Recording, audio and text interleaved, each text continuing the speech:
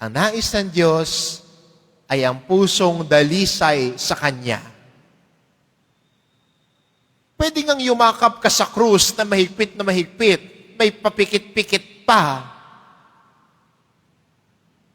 Magpapakuha ka ng litrato habang nakayakap. Tapos sasabihin mo, okay ba? Maganda ba kuha ko? Tapos ipopost mo. Sabihin, wow, bait-bait naman niya. Pero kung ang puso naman ay puno ng pagiging makasarili, ang ninanais ay mapansin ng iba. Pero matigas ang ulo at puso. Kalugod-lugod ba yan sa mata ng Diyos?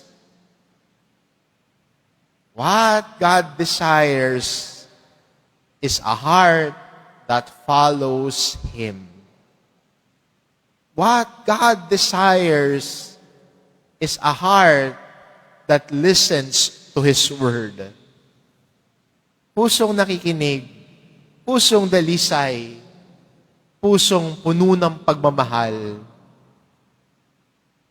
At yan ang sana'y paalala sa atin ng ating unang pagbasa ngayon. Huwag tumingin lamang sa panlabas na itsura. Huwag naisin ang panlabas din na itsura na magmukha na may kita ng ibang tao. Alam ng Diyos ang nasa puso natin.